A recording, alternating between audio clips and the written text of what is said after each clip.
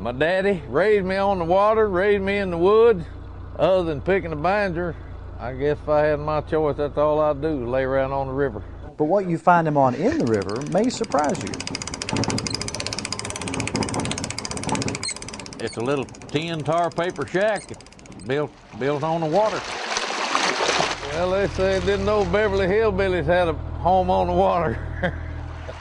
So we joined Lardo and his good friend Burley to see what life on the Kentucky River is all about. Yeah, it kind of draws attention going down the river. Especially when they have a river cleanup day. Got to get it away from my limbs pretty quick and tear my stovepipe off. I don't know, I guess it took me all in all 2 or 3 months. I told Burley when I first got it done, I said, look at it, she's all mine, handmade. He said, looks like you made it with your feet to me. 2 beds, a table, and heat and stove. And then we got right here, we got all the modern conveniences. Indoor outhouse here. Well, this right here is where we catch fish. In wintertime, we can, if I can get it up. And sometimes I told you, no good dirty. I told you. Why you gonna be like that? Now, you scared of snakes? No. I'm just quick. Something about the smell of coffee perking and coal oil lamps burning just reminds me of when I was a kid, and I can come down here and turn the radio on, light a coal oil lantern, build a fire in the stove, and listen to the Grand Ole Opry on a Saturday night. And man, I'm telling you, it makes me feel like a kid again.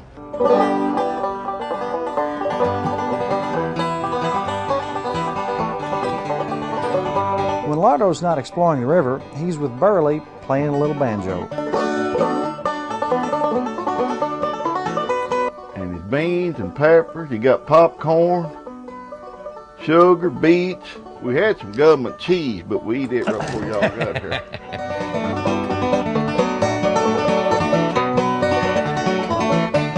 You know you're a redneck when you slice your mater and onion and bologna up with the same knife you just filled the rest of deer. If we'd had a bologna during the Civil War, we'd won. Somebody check back there and make sure the pilot is awake. And don't fall in that old river. Daddy run over you before we can make him hear. Yeah, we'd actually twins. I know it's hard to believe, but we are. And when Daddy seen us laying there, little babies, for the first time, he told Mama, he said, you're going to have to drown that ugly one. That's how come he learned to swim before I did. But I told him learning to swim wasn't too tough. Getting out of that burlap bag was a trick. Them concrete blocks is heavy. We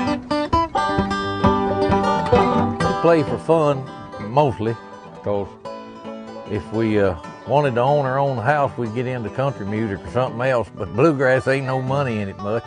So we play around all the major festivals in Kentucky, and we've got 3 albums out, and now that Burley's retired, we're kind of broadening our horizons a little bit. I wrote him on his banjo, and he wrote him on my guitar. He writes pretty good. He can forge just about anybody's name.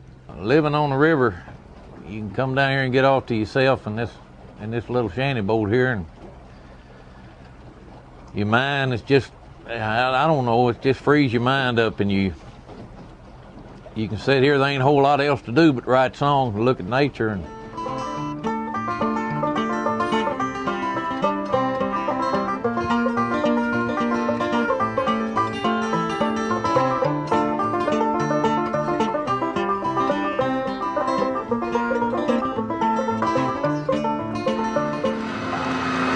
you can bring a banjo or fiddle or guitar down here and you can do some songwriting.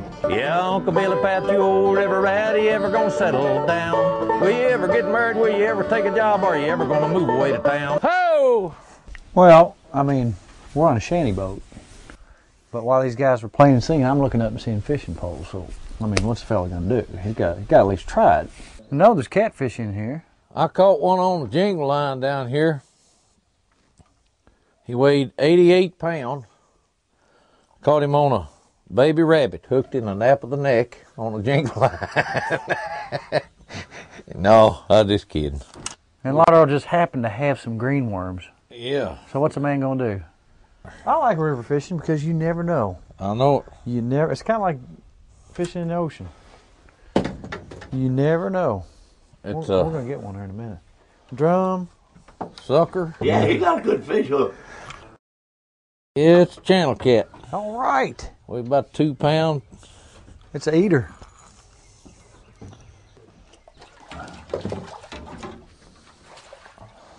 Now that's perfect size to eat right there. Yes, sir. Any fish you bite if you got good bait. Here's a little something I'd like to relate. When it comes to biting, the fish won't wait. I'm a going fishing, everybody fishing. I'm a going fishing too. That was a buffalo, and actually they're not too bad to eat. They're a little bony. The meat is very sweet and delicious. Like he said, it's got a lot of little hair bone in it, but there's ways to get around that. I don't know what they are. But that's one of those river fish. You never know what you're going to catch. You can catch a drum, you can catch a carp, you can catch a sucker. That was a buffalo. Oh, blow it, Wendy. Did you say you seen a man on TV the other day blowing 2 of these at the same time? Yeah, playing 2 harmonicas at the same time. With his mouth? Yeah. Daggone, he got it made, ain't he? Come down here and go up and down the river and fish and hunt and sleep. Yeah. That's what a good government job would do for you. This harmonica smells like green worms, for some reason or other. And I got them deep river blues. But that's basically about it. 2 beds, a table, and it's mobile. We can take her up and down the river when we're going to.